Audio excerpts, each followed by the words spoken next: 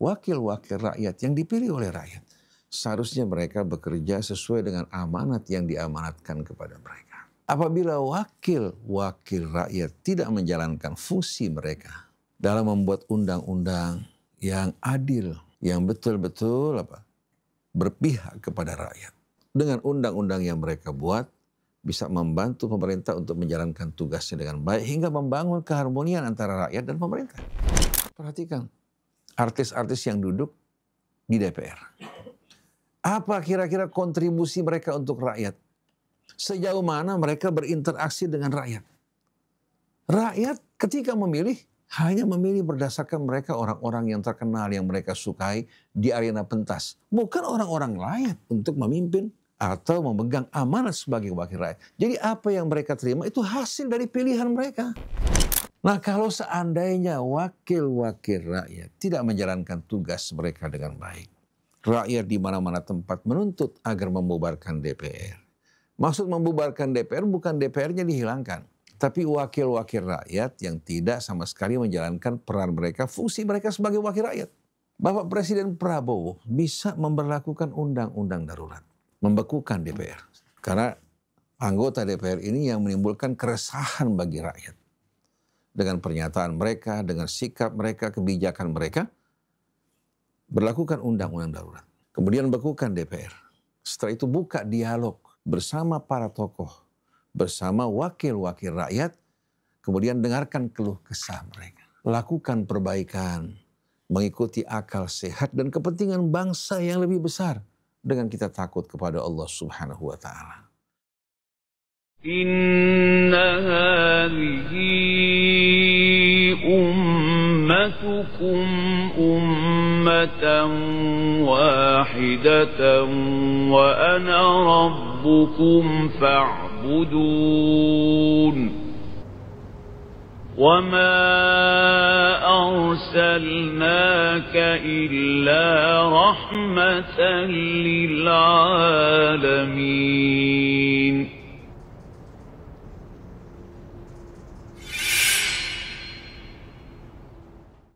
Bismillahirrahmanirrahim. Alhamdulillahirrabbilalamin. Allahumma salli ala Muhammadin wa ali Muhammad. Assalamualaikum warahmatullahi wabarakatuh. Waalaikumsalam warahmatullahi. Sahabat Ummatan Wahidah dimanapun antum semua berada, semoga senantiasa dalam lindungan dan rahmat Allah Subhanahu wa Ta'ala. Alhamdulillah kita berjumpa kembali dalam acara kita, Dialog di Bawah Naungan Al-Quran. Mari sama-sama kita buka dengan membaca Ummul Quran. A'udzu billahi minasy syaithanir rajim. Bismillahirrahmanirrahim.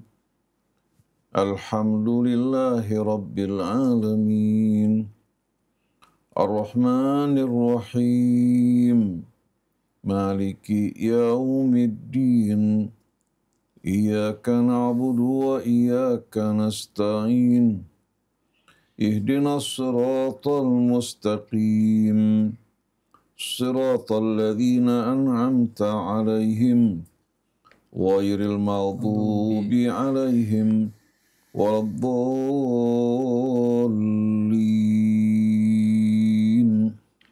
Amin amin ya rabbal alamin. Sebelum kita memulai dialog kita, jika antum semua mendapatkan manfaat dari channel ini, jangan lupa share, like, dan subscribe. Abah, kalau kita lihat kondisi sekarang ini kan negara sepertinya telah gagal. Alih-alih berusaha menyelesaikan masalah dengan mencari akar persoalannya, justru sibuk menuding bahwa demo yang dilakukan masyarakat ada provokasinya atau ditunggangi kepentingan asing. Padahal jika kondisi masyarakat memang baik dan sejahtera, mereka tidak akan mudah diprovokasi. Situasi sekarang di Indonesia justru menunjukkan sebaliknya. Keresahan, kesulitan hidup membuat masyarakat semakin rentan terhadap segala bentuk provokasi. Bahkan tanpa menimbang perasaan masyarakat yang kehilangan keluarganya, Presiden kita memberikan penghargaan kepada aparat yang terluka ketika demo. Nah, pertanyaan yang pertama, apakah menuduh rakyat ditunggangi asing bukan bentuk menutup mata dari kewajiban islah, perbaikan yang menjadi tugas utama pemimpin? Bismillahirrahmanirrahim. Alhamdulillahi rabbil alamin. Allahumma salli ala Muhammadin wa ali Muhammad.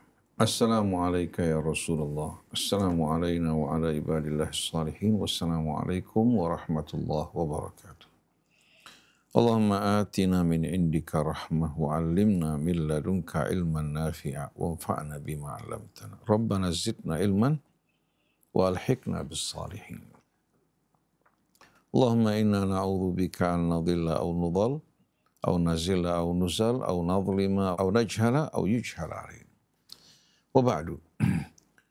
Ikhwan akhwat pendengar, pemirsa ummatan wahidah yang dirahmati Allah. Kita menyaksikan akhir-akhir ini berbagai macam kekacauan di negeri kita berlangsung. Dan ini bukan terjadi tanpa sebab.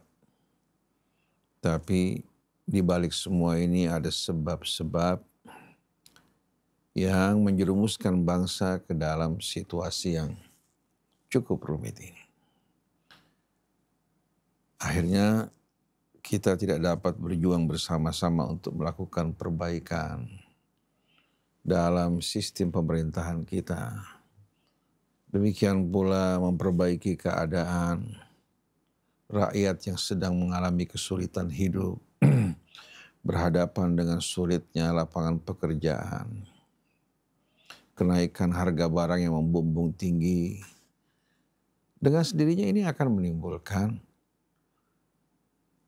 berbagai macam efek samping yang tidak sama sekali menguntungkan bagi kita semua. Bahkan bisa menjerumuskan rakyat melakukan tindakan-tindakan kriminalitas yang akan ditunggangi oleh berbagai macam kepentingan. Negara Indonesia yang begitu kaya, rakyatnya juga yang kita anggap berbeda dengan rakyat dari bangsa yang lain. Rakyat Indonesia dikenal sebagai rakyat yang santun sebenarnya. Rakyat yang bisa bersabar menghadapi kesulitan hidup. Pendapatan yang kecil dibandingkan pekerjaan yang mereka lakukan. Kalau bukan karena kesulitan hidup dan tekanan yang berat, mereka tidak akan mungkin sama sekali keluar untuk mengajukan tuntutan apalagi melakukan kerusakan di sana maupun di sini. Oleh karena itu, pejabat pemerintah begitu pula wakil rakyat harus menyadari betul-betul rakyat di bawah tidak seperti mereka yang mendapatkan jaminan hidup, fasilitas yang bermacam-macam, belum lagi tunjangan, belum lagi apresiasi yang diberikan kepada mereka. Yang jumlahnya selangit dibandingkan dengan apa yang sedang diderita oleh rakyat pada saat ini. Tapi ternyata mereka terbiasa hidup dalam kemewahan hingga hati mereka akhirnya lama-kelamaan mengeras. Mereka tidak menyadari bahwa rakyat di bawah sedang menderita. Lalu di saat rakyat bergolak, menuntut mereka, mereka bukan mengoreksi diri mereka, melakukan muhasabah, tapi mereka menyalahkan rakyat. Padahal sebetulnya rakyat yang menjadi korban. Adapun tuduhan bahwa demonstrasi yang berlangsung ditunggangi oleh berbagai macam kepentingan, itu tidak ragu lagi. Itu merupakan hal yang pasti, tidak diragukan.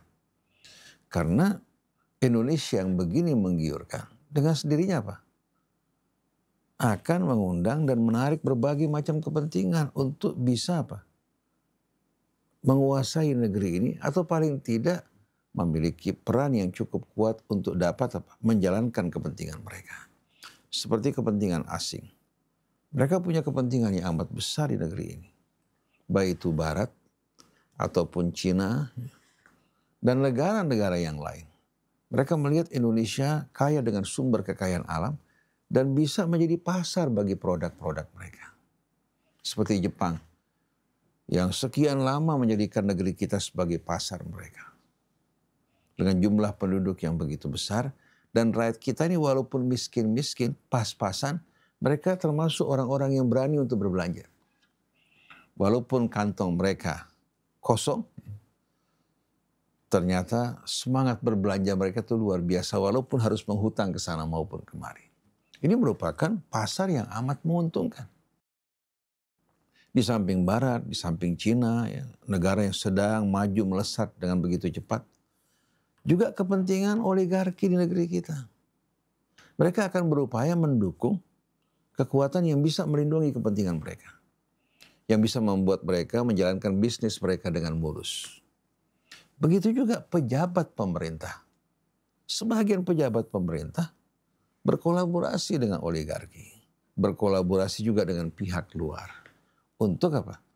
Untuk kepentingan, keuntungan, dan kesejahteraan mereka walaupun di atas penderitaan rakyat. Oleh karena itu yang kita butuhkan pada saat ini adalah pahlawan-pahlawan yang memiliki kesadaran yang amat tinggi, kecintaan kepada bangsa dan tanah air. Baik di level pemerintah, wakil rakyat, maupun di level rakyat. Jangan sampai rakyat menuntut ya, pemerintah atau wakil rakyat yang melakukan kebijakan-kebijakan yang tidak benar, tapi rakyat sendiri melakukan kezaliman. Kalau mereka diberikan kesempatan, mereka bisa melakukan perbuatan yang tidak kalah zalimnya dengan penguasa yang berkuasa. Oleh karena itu, di saat mereka melakukan demo, hendaknya mereka memiliki agenda yang jelas. Bersama-sama memperjuangkan kepentingan bangsa dan negara. Oleh karena itu tindakan mereka tidak boleh sama sekali anarkis melakukan kerusakan di sana maupun di sini. Dan saya saksikan bahwa para demonstran dari kalangan mahasiswa, mereka yang sadar, sebetulnya mereka menjalankan demo mereka dengan cara yang baik dan beradab. Tapi sebahagian orang, baik yang dibayar atau mengungkapkan kemarahan mereka, sedangkan mereka tidak berpendidikan, tidak memahami sama sekali apa? Hal-hal yang berhubungan dengan hal yang membawa kebaikan bagi bangsa mereka, mereka melampiaskan dengan cara mereka. Sedangkan yang dibayar menggiring demo tersebut untuk tujuan-tujuan mereka. Kalau mereka menganggap bahwa pemerintahan akan merugikan mereka, mereka akan ciptakan kerusuhan. Mereka tidak peduli dengan kepentingan rakyat. Yang penting bagi mereka adalah kepentingan mereka, keuntungan mereka. Oleh karena itu kita harap betul-betul Presiden dengan jajaran menterinya, begitu pula wakil rakyat, jangan bekerja sama melakukan perbuatan-perbuatan yang akan menjerumuskan bangsa ini menuju kehancuran. Karena menjadi sunnatullah setiap kezaliman, ketidakadilan, itu bakal menimbulkan petaka dan bencana. Kita bisa saksikan negara-negara yang para pemimpinnya melakukan kezaliman, ketidakadilan. Mereka berakhir menuju kehancuran. Kita tidak menginginkan hal ini. Oleh karena itu, kita ingin betul-betul para pemimpin kita sadar. Baik presiden yang dipilih oleh rakyat. Begitu pula wakil-wakil rakyat yang dipilih oleh rakyat. Seharusnya mereka bekerja sesuai dengan amanat yang diamanatkan kepada mereka. Apabila wakil-wakil rakyat tidak menjalankan fungsi mereka dalam membuat undang-undang yang adil, yang betul-betul berpihak kepada rakyat. Juga wakil rakyat dengan undang-undang yang mereka buat bisa membantu pemerintah untuk menjalankan tugasnya dengan baik hingga membangun keharmonian antara rakyat dan pemerintah. Di samping membuat undang-undang yang adil juga wakil rakyat harus mengawasi anggaran. Jangan sampai anggaran yang dikeluarkan justru menimbulkan kehancuran bagi bangsa dan negara kita. Jangan anggaran yang mereka setujui yang mempertimbangkan komisi besar yang diberikan kepada mereka. Ini perbuatan khianat di hadapan bangsa dan negara, di hadapan juga Allah yang kelak akan menghisab mereka. Kemudian yang ketiga, mengontrol perjalanan pemerintahan. Dan kita tahu bahwa wakil rakyat ini dipilih oleh rakyat. Mereka memiliki kekebalan. Tapi yang memilih mereka rakyat. Rakyat juga punya hak untuk menurunkan mereka, meminta agar mereka digantikan dengan wakil yang betul-betul mewakili mereka. Bukan mewakili partai. Bukan mewakili partai atau mewakili elit politik atau mewakili kepentingan pribadi mereka. Nah, kita ingin bagaimana kita memahami demokrasi dalam arti yang benar sesuai juga dengan tuntunan agama. Wakil-wakil rakyat bertobat dari kesalahan mereka. membuka diri untuk mendengarkan keluh kesah rakyat. Kemudian mereka juga memperbaiki gaya hidup mereka yang menyebabkan apa? Mereka hidup dengan biaya tinggi. Sampai jam tangan saja seharga 11 miliar sampai 28 miliar. Rumah mereka, pakaian mereka, mobil-mobil yang mereka koleksi, ini semua merupakan biaya tinggi. Yang membuat akhirnya mereka tidak berpikir untuk memperjuangkan kepentingan rakyat, tapi asyik dengan lifestyle mereka. Nah, kalau orang-orang seperti ini jadi wakil rakyat, mereka tidak akan pernah memperjuangkan kepentingan rakyat. Oleh karena itu seharusnya mereka diturunkan, digantikan dengan orang-orang yang betul-betul layak bertanggung jawab untuk mewakili rakyat. Kalau tidak, saya khawatir akan terjadi dan berulang peristiwa 98. Akhirnya pemerintah dirugikan, wakil rakyat dirugikan, rakyat juga dirugikan. Karena apa? Karena pada akhirnya yang tampil ke depan untuk berkuasa di negeri kita ini adalah orang-orang zalim yang baru. Orang-orang yang zalim, yang baru, sedangkan rakyat hanya dijadikan sebagai alat untuk menjatuhkan penguasa sebelumnya. Hari demi hari keadaan bukan semakin baik, tapi semakin buruk. Oleh karena itu, para ulama bertanggung jawab besar terhadap kemunduran pendidikan di tengah-tengah bangsa kita. Mereka bukan mendidik mencerahkan bangsa, ya, tapi mereka menyibukkan umat dengan pertentangan yang tidak sama sekali berguna. Seharusnya ulama memberikan edukasi kepada rakyat, baik mengenai pemerintahan, bagaimana kewajiban mereka sebagai umat ya, terhadap pemimpin mereka. Mereka mentaati pemimpin mereka di saat pemimpin mereka benar, tapi mereka akan bangkit, menegur, mengkritik, bahkan menggantikan pemimpin mereka di saat pemimpin mereka tidak menjalankan tugas mereka, apalagi melakukan kebijakan-kebijakan yang merugikan bangsa dan negara kita. Oleh karena itu peran ulama untuk memberikan edukasi yang sehat, yang baik, yang meluruskan, yang menjaga keamanan bangsa itu menjadi tanggung jawab ulama. Dan para ilmuwan kita, bukan mereka asyik hanya berdebat, berselisih, bertentangan, sedangkan bangsa dari hari ke hari semakin apa? Semakin mundur bahkan menuju kehancuran. Nah, kalau seandainya wakil-wakil rakyat tidak menjalankan tugas mereka dengan baik, rakyat di mana-mana tempat menuntut agar membubarkan DPR. Maksud membubarkan DPR bukan DPR-nya dihilangkan, tapi wakil-wakil rakyat yang tidak sama sekali menjalankan peran mereka, fungsi mereka sebagai wakil rakyat. Sebetulnya Bapak Presiden Prabowo, kalau memiliki keberanian, ketegasan, dan ketulusan, bisa memberlakukan undang-undang darurat. Membekukan DPR. Karena anggota DPR ini yang menimbulkan keresahan bagi rakyat. Dengan pernyataan mereka, dengan sikap mereka, kebijakan mereka, berlakukan undang-undang darurat. Kemudian bekukan DPR. Setelah itu buka dialog. Buka dialog bersama para tokoh, bersama wakil-wakil rakyat, kemudian dengarkan keluh kesah mereka. Lakukan perbaikan, mengikuti akal sehat dan kepentingan bangsa yang lebih besar dengan kita takut kepada Allah Subhanahu wa taala. Bukan masing-masing berusaha mempertahankan egonya, kepentingannya yang akan membawa kehancuran bagi bangsa negara. Atau mereka berpikir di saat tidak mampu mengendalikan, mereka akan melarikan diri ke luar negeri. Apakah mereka mampu lari dari Allah Subhanahu wa taala? Era pemerintahan Jokowi selama 10 tahun betul-betul telah menjerumuskan bangsa ini menuju kehancuran. Membuat bangsa terlilit hutang. Dan sampai sekarang Jokowi dan kroni-kroninya masih bermain di belakang layar. Oleh karena itu kita mengingatkan kepada rakyat yang berdemo, jangan sampai mereka ditunggangi oleh kepentingan asing. Kepentingan juga Cina yang punya kepentingan besar di negeri kita ini. Atau kepentingan oligarki, atau pejabat yang mau membayar mereka, atau kepentingan-kepentingan partai. Hendaknya mereka berdemo dengan tulus, mereka menjaga demonstrasi mereka. Kalau ada yang melakukan kerusuhan, mereka harus bersama-sama menghentikan. Karena yang mereka rusak adalah negeri mereka. Jadi jangan kita karena genteng satu bocor, kita rubuhkan rumah.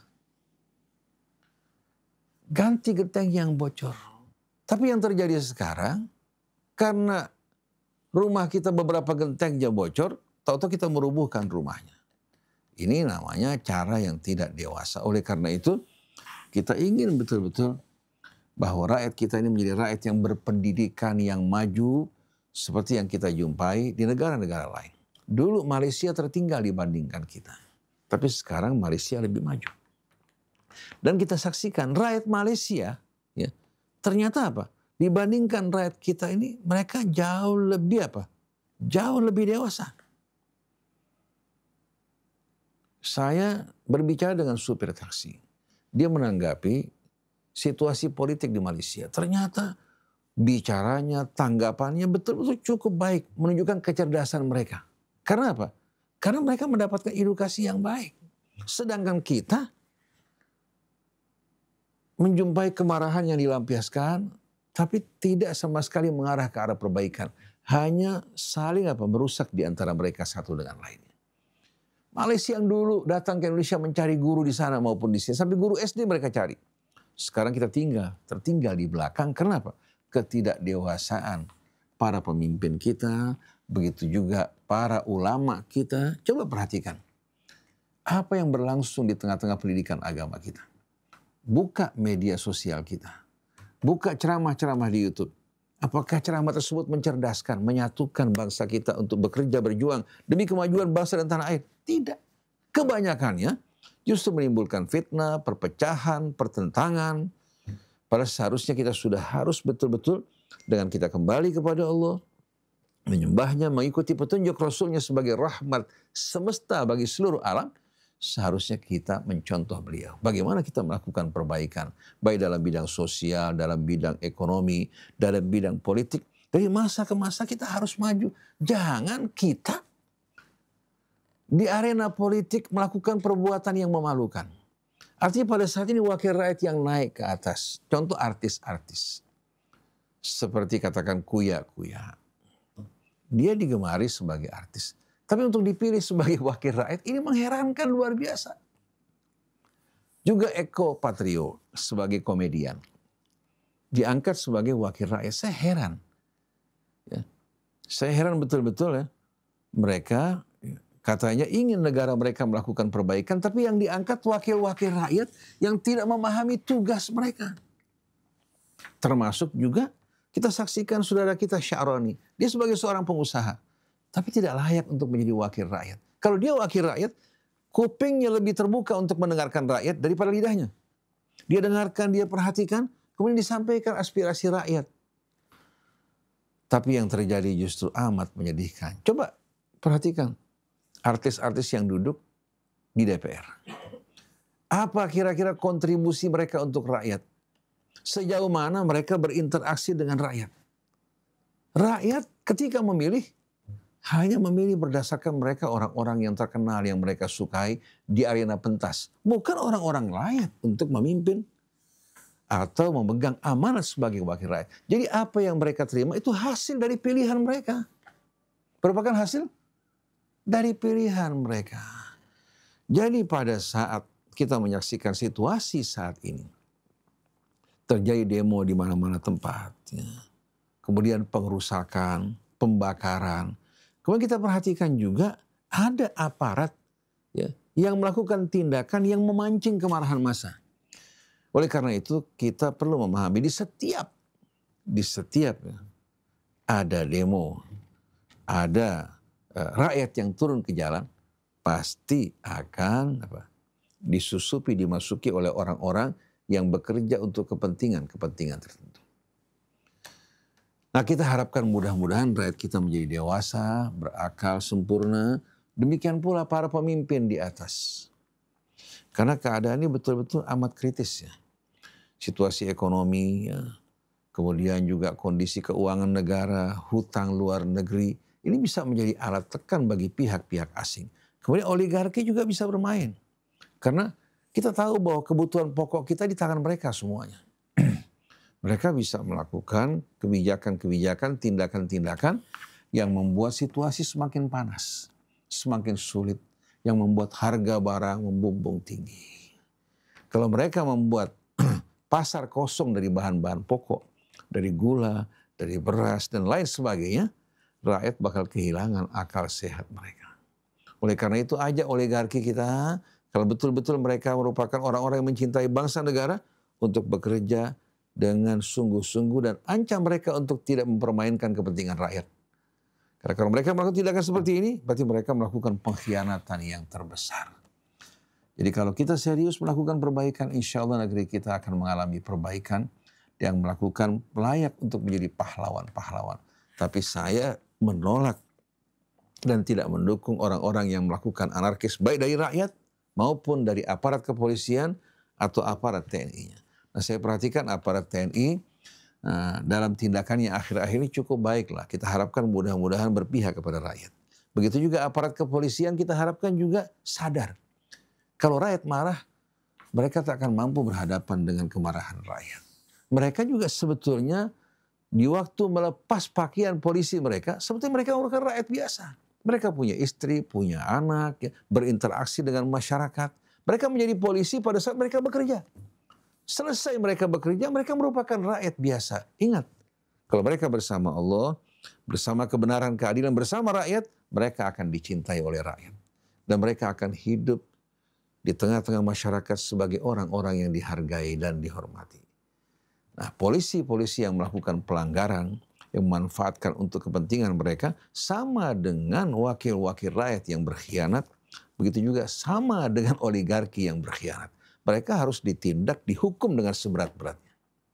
Jadi mudah-mudahan Allah Subhanahu wa Ta'ala berikan taufik hidayahnya kepada para pemimpin kita. Demikian pula para ulama kita untuk berhenti berbicara yang tidak penting. Begitu juga kepada para tokoh bekerja sama bahu-membahu untuk melakukan perbaikan dan membangun bangsa kita kembali agar menjadi bangsa yang berdaulat dalam arti yang sebenarnya. Wallahu a'lam. Jika DPR benar-benar menjalankan mandat sebagai wakil rakyat, kenapa kritik dan demonstrasi anak muda justru sering dijawab dengan kekerasan? Sementara kebijakan yang lahir tidak jarang menambah penderitaan rakyat. Bagaimana Islam memandang kondisi ini? Dan apa seharusnya sikap umat? Dan kalau seandainya orang yang bersih serta baik masuk dalam sistem seperti itu, apakah dia bisa tetap istiqomah atau justru akan ikut seret arus? DPR sebagai Dewan Perwakilan Rakyat, seharusnya mereka memang bekerja dengan serius ya, untuk kepentingan rakyat. Apabila rakyat berdemo, mereka bukan melarikan diri ke luar negeri. Mereka melarikan diri karena perasaan bersalah, takut kalau sampai terkena imbas dari kesalahan mereka. Seharusnya anggota DPR akrab dengan rakyat. Membuka bukan hanya kantornya di DPR, bahkan rumahnya dia buka untuk mendengarkan aspirasi rakyat. Tapi kalau dia bekerja sendiri tanpa mendengarkan aspirasi rakyat, mereka bukan wakil rakyat. Jadi jangan salahkan rakyat kalau rakyat itu marah. Oleh karena itu sewaktu saya di Mesir dulu, kita perhatikan wakil-wakil rakyat yang dipilih itu betul-betul berinteraksi dengan rakyat. Mereka berasal dari bawah. Rakyat bisa apa? Rakyat bisa menegur, bisa mengeritik mereka-mereka yang tidak apa? Menjalankan aspirasi rakyat. Bahkan sidang DPR yang dilakukan di Mesir, Majelis Asy'ab, terbuka.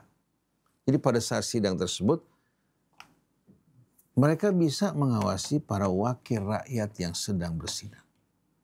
Jadi apa yang mereka ucapkan, rakyat mendengar. Itu pada saat itu ya. Saya nggak tahu saat ini bagaimana. Maka dengan sendirinya kita saksikan bagaimana terjadi perdebatan bahkan antara wakil-wakil rakyat ya, yang menolak kebijakan yang dibuat oleh pemerintah. Mereka cukup berani. Karena mereka betul-betul bekerja ya, sesuai dengan mandat amanat yang diberikan kepada mereka. Tapi begitu wakil rakyat disiapkan oleh partai, yang disiapkan oleh partai yang bekerja untuk partai. Seperti Mbak Mega mengatakan kepada Jokowi, kamu tuh orang partai. Padahal seharusnya sewaktu dia menjadi kepala negara, dia bekerja untuk apa? Untuk negara, untuk rakyat. Kemudian wakil rakyat mengontrol perjalanan Jokowi dalam memerintah. Kalau dia melakukan kesalahan, maka pihak DPR bisa memberikan peringatan. Seperti yang kita dengar ketika DPR menyaksikan presiden dalam situasi perang berhadapan dengan Israel. Tahu-tahu presiden bersikap lemah, berdialog bersama wartawan Amerika dan ingin membuka kembali dialog, tapi dalam suasana yang tidak adil. DPR memberikan peringatan kepada Presiden Iran saat ini, kalau Anda bersikap seperti ini, kami akan menjatuhkan Anda, menggantikan Anda dengan yang lain. Jadi wakil rakyat mengontrol presidennya. Kalau ada pejabat yang dianggap tidak menjalankan mandat rakyat, tidak berjuang untuk kepentingan rakyat, tidak tegar berhadapan dengan tekanan, langsung mereka berikan peringatan atau mereka meminta kepada presiden untuk menggantikannya dengan yang lain. Nah saat ini kita lihat, Menteri Keuangan Sri Mulyani, Ibu Sri Mulyani, dulu sewaktu dia masih sebagai pengamat, saya ingat dia masih jadi pengamat pada era Soeharto, pada masa-masa terakhir. Dia banyak berbicara tentang problema ekonomi yang dihadapi oleh negara kita, memberikan komentar yang cukup baik, memberikan solusi. Tapi sekarang, yang kita saksikan kebijakan-kebijakan ini betul-betul mencekik rakyat, di mana pajak diberlakukan ke bawah, tapi ke atas konglomerat dan lain sebagainya. Mereka tidak merasakan tekanan seperti yang dirasakan oleh rakyat. Apakah tidak takut pada Allah Subhanahu wa Ta'ala? Sri Mulyani kan seorang muslimah. Sebelumnya ketika berkaitan dengan praktek yang tidak benar yang dilakukan oleh pengelola umrah dan haji, yang tidak memberangkatkan para jamaahnya. Ketika pemerintah turun bertindak, ternyata uangnya bukan dikembalikan kepada mereka yang berhak, tapi diambil alih oleh negara dengan keputusan Ibu Sri Mulyani sebagai Menteri Keuangan. Masa negara memberikan contoh yang tidak baik, mengambil hak orang lain tanpa dasar kebenaran? Oleh karena itu seharusnya Ibu Sri Mulyani tidak layak lagi untuk menjadi Menteri Keuangan. Seharusnya Bapak Presiden menggantikan dia dengan yang lain. Mempertahankan Ibu Sri Mulyani hanya akan membuat rakyat semakin marah. Karena dia tidak layak, tidak mengetahui situasi dan keadaan rakyat di bawah yang sedang merana. Dia menambahkan lagi beban bagi rakyat yang menimbulkan kemarahan mereka yang merugikan pemerintah secara umum. Oleh karena itu kita ingin betul-betul Bapak Presiden memberikan penilaian yang objektif terhadap para pembantunya. Memberikan apresiasi, penghargaan terhadap mereka yang berjasa, berjuang untuk bangsa. Adapun mereka yang menambahkan beban bagi bangsa dan negara, yang tidak menjalankan tugasnya hanya pandai berjoget, sebaiknya mereka ditempatkan di mana? Di arena berjoget. Bukan sebagai wakil rakyat yang menghilangkan wibawa mereka. Wibawa mereka hilang dengan gaya mereka. Yang wal'iyadzubillah ada yang kekanak-kanakan, ada yang kebanci-bancian, ini bikin malu semuanya. Di mana martabat, marwah dari DPR?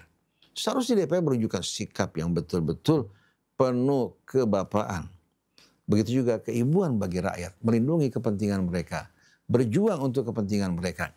Dan kebijakan yang mereka buat, undang-undang yang mereka buat, begitu pula anggaran yang mereka setujui, yang semuanya akan membawa manfaat bagi rakyat, baik jangka pendek maupun jangka panjang.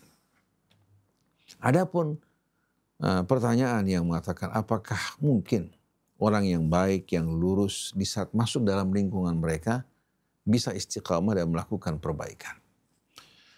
Amat sulit. Satu hari saya bertemu dengan teman seorang ustadz yang saya anggap di saat dia berceramah menyentuh hati. Penuh ketulusan. Saya merasakan getaran dari ceramahnya kalau dia berceramah. Tapi satu hari saya terkejut. Dia mengatakan, Ustadz, saya akan melakukan perbaikan dari dalam. Saya akan masuk di satu partai dan berjuang dari dalam melakukan perbaikan.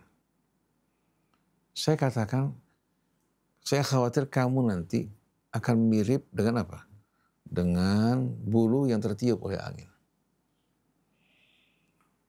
Karena di tengah-tengah lingkungan yang rusak, susah bagi orang untuk bisa istiqamah. Belum lagi hal-hal yang menggiurkan. Dia tetap bersikeras dengan pendapatnya bahwa dia bisa melakukan perbaikan. Saya katakan semoga aja kamu bisa berhasil. Tapi saya punya hati yakin bahwa ini orang tidak akan berhasil. Malah saya khawatir dia yang akan apa? Terpengaruh.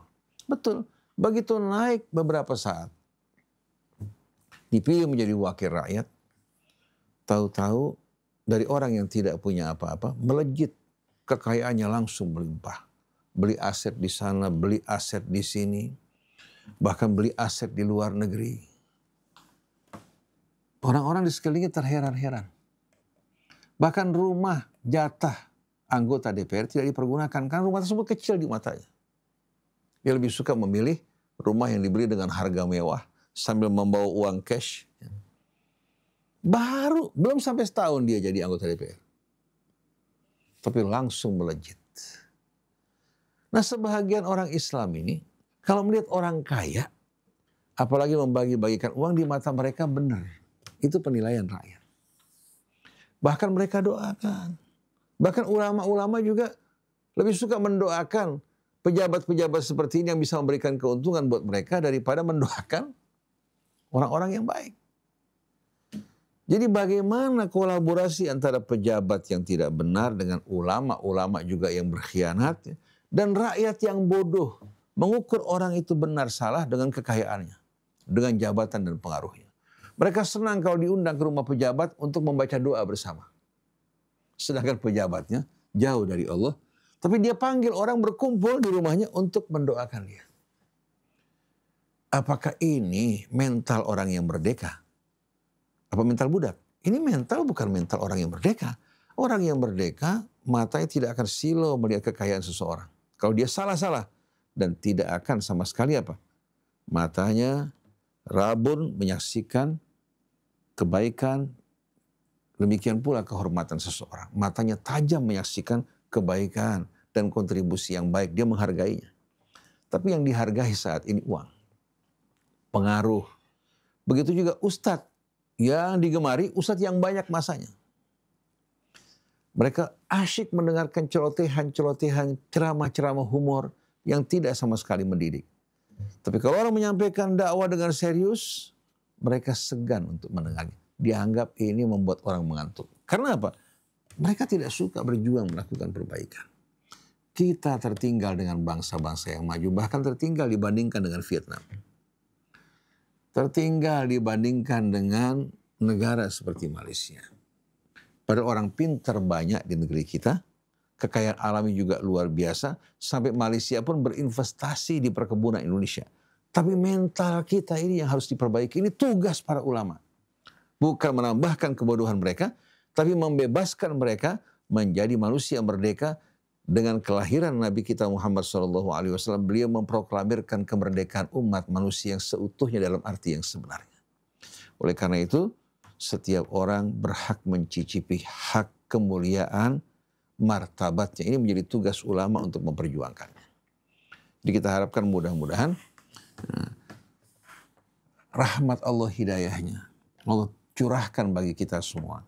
Dan wakil-wakil rakyat yang selama ini lupa mudah-mudahan sadar kembali pada Allah. Kalau tidak, Allah yang akan turun tangan. Kalau Allah turun tangan, inna akhdahu alimun syadid, maka hukuman Allah amat pedih dan berat. Dan kemana mereka akan melarikan diri. Wallahu a'lam. Bah, bagaimana konsep baitul mal, zakat, dan distribusi kekayaan dalam Islam bisa menjadi solusi konkret mengatasi keresahan rakyat hari ini? Zakat yang Allah wajibkan atau sedekah al-wajibah. Di samping sedekah yang bersifat tatawu di luar yang wajib. Di samping juga al-qardul hasan. Di mana masyarakat, umat memberikan pinjaman yang baik teruntuk Allah dalam mendukung perjuangannya. Ini semua bukan untuk memelihara kemiskinan. Tapi bertujuan untuk apa? Untuk mengeluarkan rakyat dari kemiskinan agar mereka bisa mandiri dengan modal lapangan pekerjaan yang diberikan kepada mereka.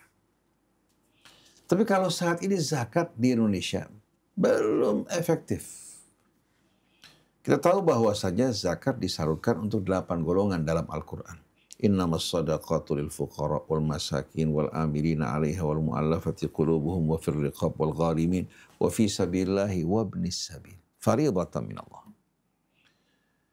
Ternyata zakat di negeri kita jangankan untuk 8 golongan. Untuk 2 golongan saja al-fuqara wal masakin belum mampu menutupi. Padahal 8 golongan ini merupakan golongan yang langsung ditetapkan Allah Ta'ala. Sesungguhnya zakat atau sedekah yang wajib dibagikan untuk fuqara wal masakin, orang yang bekerja juga. Dalam mengurus zakat dari mulai perhitungan, pengambilan, pendistribusian dengan adil dilakukan oleh para amilin dan mereka menerima gaji. Kemudian wal mu'allafati qulubuhum, orang yang didekatkan untuk dekat kepada Islam. Wa fir riqab, membebaskan perbudakan. Innamas sadaqatu lil fuqara wal masakin wal amilina 'alaiha wal mu'allafati qulubuhum wa fir riqab wal gharimin, untuk melunasi hutang orang-orang yang berhutang.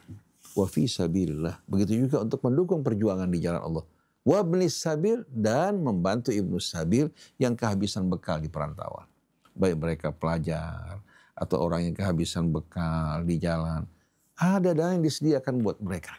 Nah, pada masa Nabi kita Muhammad SAW, 8 golongan ini bisa terpenuhi. Seperti kejadian ketika zakat diambil dari warga Yaman. Kemudian setelah dibagikan untuk warga Yaman yang berhak menerima zakat, masih banyak kelebihan dibawa ke Madinah. Rasul marah kepada mereka, kenapa kalian bawa zakat ke Madinah? Zakat ini diambil dari si kaya, dibagikan kepada yang miskin dan para mustahik. Dijawab oleh mereka, ya Rasulullah, ini kelebihan. Setelah kami bagikan kepada mereka, ini kelebihannya. Kalau di Indonesia kebalik, Pak. Yang dari daerah diambil 400-an triliun, yang dikembalikan dari daerah ke pusat 400 triliun kalau nggak salah, dan dikembalikan lagi dari pusat ke daerah itu cuma miliaran. Nah, ini jelas-jelasan bukan zakat yang diambil sebagaimana perintah Allah, tapi ini bentuk namanya pemerasan. Rasulullah mengatakan tu'khadhu min aghniyaihim wa turaddu ila fuqaraihim. Diambil dari orang kaya setempat, dikembalikan pada orang fakir dari mereka. Dan tidak akan dipindahkan kecuali kalau telah mencukupi warga setempat. Oleh karena itu, basis yang mengambil zakat dari masyarakat, seharusnya mereka melakukan perhitungan. Orang-orang yang kaya di tempat, orang-orang yang mustahik. Ya. Setelah itu mereka mengambil dari yang kaya, dibagikan kepada para mustahik. Kalau ada kelebihan baru dipindahkan ke daerah minus. Daerah minus sebagai subsidi silang. Tapi yang terjadi, basis mengambil zakat, kemana perginya tidak diketahui. Apakah ini sesuai dengan aturan Allah? Dengan sendirinya tidak. Indonesia atau pemerintah Indonesia mengumumkan bahwasanya Indonesia negara, ya, katakan Pancasila yang berdemokrasi, bukan negara Islam. Seharusnya berkaitan dengan zakat, negara tidak terlibat. Berkaitan dengan zakat seharusnya diurus, dikelola bukan oleh negara, tapi dikelola, diurus oleh apa? Oleh umat melalui orang-orang yang betul-betul memahami makna zakat, demikian pula memahami juga pembahagiannya, mengetahui orang-orang yang berhak mengeluarkan zakat, dan memahami juga bagaimana mendistribusikannya sesuai dengan apa yang Allah Subhanahu wa Ta'ala perintahkan. Tapi kalau zakat saat ini yang dibagi-bagikan di tengah-tengah umat mirip dengan setetes air yang diberikan bagi orang yang sedang haus dahaga. Bisa nggak mengeluarkan rasa hausnya? Mustahil. Nah, padahal tujuan zakat, kalau kita lihat pada masa Nabi kita Muhammad SAW, zakat yang diberikan kepada para mustahik itu bisa membuat dia mandiri berusaha. Hingga pada tahun berikutnya mereka bisa berinfak. Kalau saat ini justru jumlah mustahik semakin banyak, jumlah orang yang mengeluarkan zakat semakin sedikit.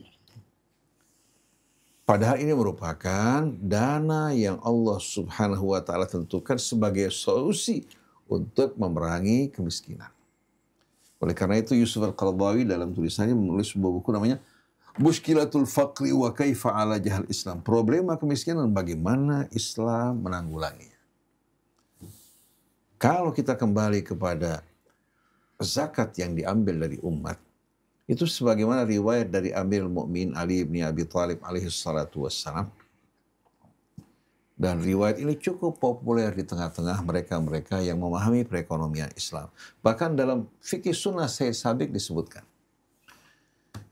Ini bukan riwayat dari Syiah, tapi riwayat dari kalangan Ahlus Sunnah. Innallaha farada fi amwalil aghniya ma yasuddu hajata fuqara'ihim. Allah mewajibkan pada harta si kaya, kadar yang diwajibkan itu yang bisa menutupi kebutuhan fakir miskin mereka. Walan yaju'a faqirun walan ya'ra illa bima fa'ala aghniyahum. Dan tidak akan lapar si miskin dan tidak telanjang kecuali disebabkan karena pengabaian yang dilakukan orang-orang kaya mereka. Kan wal mu'minun wal mu'minat ba'dhum awliya'u ba'din. Orang yang beriman sebagian mereka menjadi wali sebagian yang lain. Kalau yang kaya hidup berlebihan menyaksikan saudaranya yang miskin tanpa dibantu, dia berkhianat terhadap amanat Allah. Yang berilmu tidak menyampaikan ilmunya kepada mereka membutuhkan juga khianat terhadap amanat Allah Subhanahu wa taala. Begitu juga pejabat yang diberikan wewenang tidak menjalankan tugasnya, maka ini merupakan pengkhianatan terhadap Allah dan rakyat. Begitu juga yang diberikan kekuatan. Nah, kita ingin betul-betul apa? Setiap orang menjalankan kewajibannya. Setiap orang menjalankan perannya sesuai dengan potensi yang Allah berikan. Yang kaya dengan kekayaannya. Dia bukan merasa sebagai pemilik, merasa penerima amanat. Ulama juga sebagai penerima amanat dengan ilmunya. Pejabat juga demikian. Jadi harus betul-betul diperbaiki pemahaman kita mengenai apa? Mengenai apa yang kita miliki, yang kita pegang dalam kehidupan dunia adalah amanat. Wa tus'aluna yauma idzin 'anil na'im. Jadi kalau zakat betul-betul dikelola secara baik, niscaya apa? Umat akan sejahtera. Nah, sekarang coba perhatikan. Pajak diambil secara progresif. Dari mulai 5% sampai berapa? Sampai 35% sampai 40%. Coba tanya, apa yang kamu keluarkan ini ada nilainya nggak di sisi Allah? Ada nggak?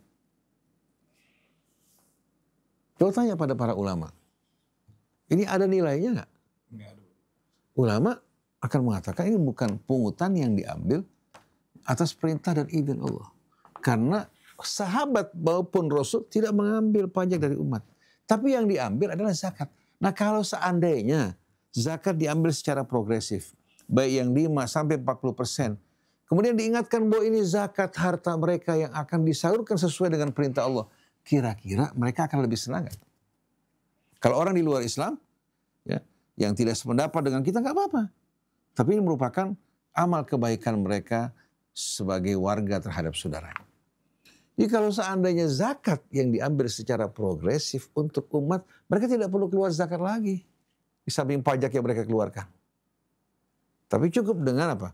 Dengan zakat menggantikan pajak, mereka tidak harus mengeluarkan kewajiban mereka sebanyak 2 kali. Kemudian kita juga ingin zakat yang diambil ini betul-betul transparan. Akuntabilitas. Betul-betul laporannya jelas, difahami kemana perginya, untuk apa. Ini akan membuat negara kita betul-betul menjadi negara yang kokoh dan kuat. Karena kita semua tahu, dalam pajak ini ada kebocoran. Baik dalam perhitungan pengambilan, ada kolaborasi antara pemungut pajak dan orang yang wajib mengeluarkan pajak. Di samping juga dalam pengeluaran ada kebocoran di sana maupun di sini.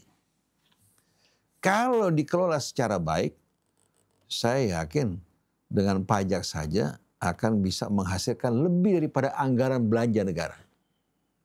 Lebih daripada anggaran belanja negara yang jumlahnya 2.700 triliun.